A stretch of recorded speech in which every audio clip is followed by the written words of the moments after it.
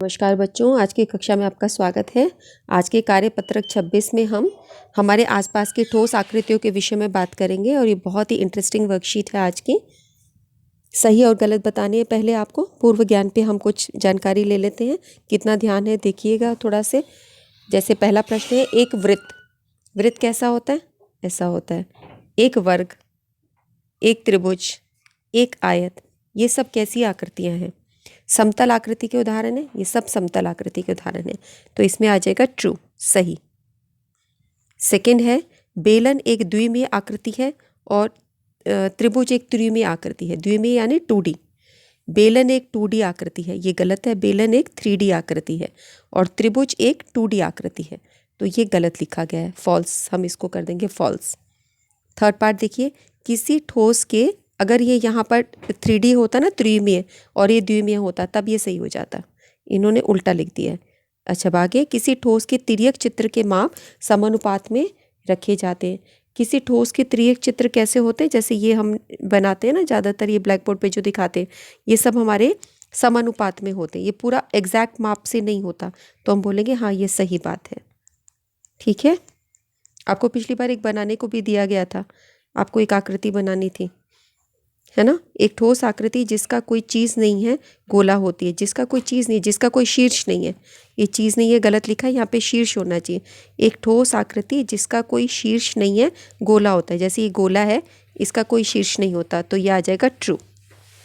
यहाँ पर चीज़ की जगह आएगा शीर्ष। नेक्स्ट है, एक घन के दो सटे हुए फलकों के बीच का उभयनिष्ठ भाग किनारा कहलाता है। एक घन के दो फलकों के बीच का भाग, जैसे ये हमारा घन है, अब इसके दो सटे हुए भाग देखो, इसके फलक देखो, एक फलक ये है, एक फलक ये है। ये जो फलक जहाँ पे मिल रहे हैं, इस हिस्से को हम क्या कहते हैं? इसको हम बोलते हैं किनारा। तो उभयनिष्ठ का मतलब होता है कॉमन। इस फलक का और इस फलक का, यानी इस फेस का, फलक को इंग्लिश में बोलेंगे फेस, इस फेस का, इस फेस का, यानी दो फलक के जहाँ मिल रहे हैं, जो मिल रहे हैं वो कॉमन एरिया होगा, उभयनिष्ठ एरिया हो गया, इसको हम किनारा कहते हैं। तो ये सही बात लिखी है, तो ये आ जाएगा ट्रू। नेक्स्ट चलिए, गत्ते के किसी टुकड़े द्वारा अपने भाई या बहन के लिए जन्मदिन की टोपी बनाइए, साथ ही उसके लिए 3 समान घनाकार उपहार बॉक्स भी बनाइए। तो आपको गत्ते के टुकड़े से टोपी बनानी है और 3 घन आकार के बॉक्स बनाने, ठीक है, 3 बनाने। उसके बाद अब इन तीनों घनाकार डब्बों को एक दूसरे के पास रख दीजिए और अपने प्रश्नों के उत्तर दीजिए। पहला प्रश्न है, जन्मदिन की टोपी का आकार क्या है? इसके फलक, शीर्ष और किनारों की संख्या बताइए। जन्मदिन की टोपी इस आकार की बनती है। जब आप बनाते हो तो इस तरह की होती है। तो ये आकार तुम्हारा कैसा होता है? ये आकार हमारा शंक्वाकार होता है। जन्मदिन की टोपी का आकार शंकु होगा, शंक्वाकार होता है, तो उस आकृति को हम शंकु बोलते हैं। एक शंकु में एक वक्री किनारा होता है, 2 फलक होते हैं, एक शीर्ष होता है। कैसे?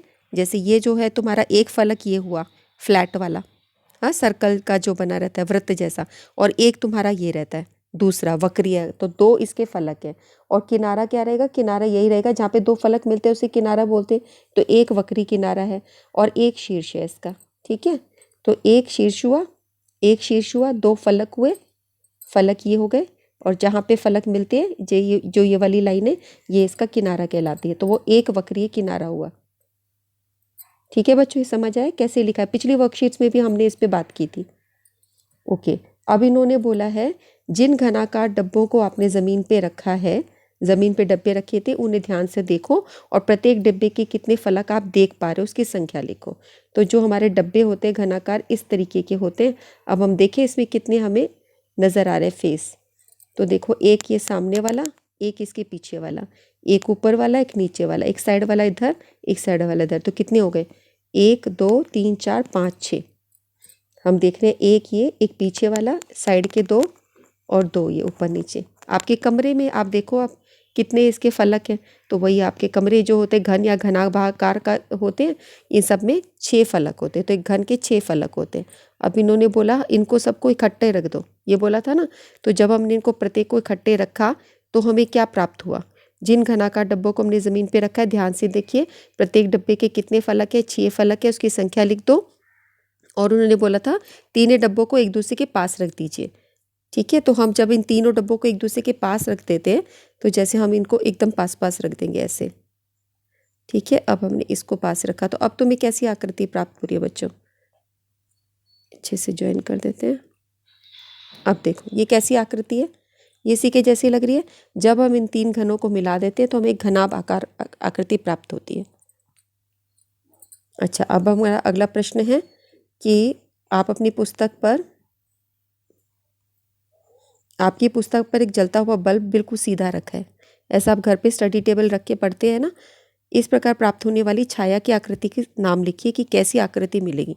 अच्छा, जब आप ऐसे रख रहे हैं टेबल लैंप और ऐसे टेबल जल रहा है तो आप देख रहे हो ये पूरे उस पर रोशनी पड़ेगी, सारी जगह रोशनी पड़ेगी और आप अपनी किताब ठीक प्रकार से पढ़ पाते हो, तो कोई छाया की आकृति बनेगी ही नहीं, क्योंकि इन दोनों के बीच में, प्रकाश के स्रोत के बीच में और जो किताब आप पढ़ रहे हैं इसके बीच में कुछ नहीं है। अगर इसके बीच में हम कुछ एक चीज़ लगा दे तब आकृति पड़ सकती है, भाई यहाँ पे नज़र आएगा, उतने हिस्सों में शैडो बनेगी। ठीक है, और एक आप टॉर्च के प्रकाश से थोड़ा सा केंद्रित दूरी पे ऐसे करके दिखाओ तो भाई रोशनी का गोला पड़ता है, इस तरीके से बनता है। लेकिन यहाँ प्रश्न है कि छाया की आकृति का नाम लिखिए, तो उसके हिसाब से हम ये बोलेंगे भाई कि छाया बनने के लिए प्रकाश के मार्ग में अवरोध का आना आवश्यक है, तो यहाँ कोई छाया नहीं बनेगी। ठीक है, तो इसका चित्र हम कैसे बनाएंगे? छाया तो नहीं बनेगी, अगर आप इसके रास्ते में कुछ लगा देते हैं तब छाया बन सकती है।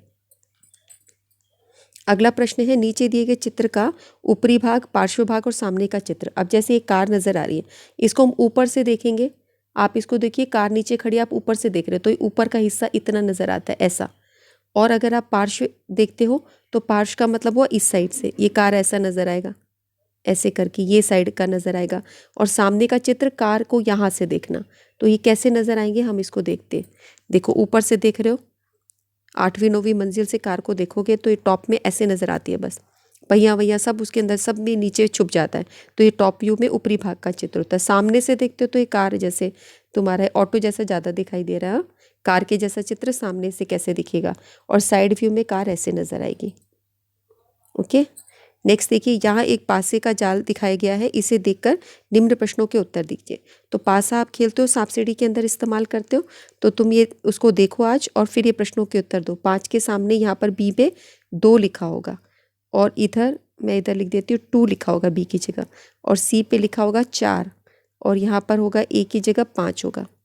तो ए तुम्हारा 5 हुआ, बी तुम्हारा निकलेगा 2, और सी तुम्हारा निकलेगा 4। ये प्राप्त होगा तुम्हें। ठीक है, जब आप पासे को देखोगे तो। अब अगला प्रश्न है, बी फलक पर क्या अंक होगा? बी फलक पे 2 अंक होगा, तो इधर उत्तर आ जाएगा 2। नेक्स्ट है, पासे की ए बी और सी फलकों के आने वाले अंकों का योग, इन सब का योग करो, 5 और 2 7, 7 और 4 11, तो ये आ जाएगा आपका 11 सबका योग।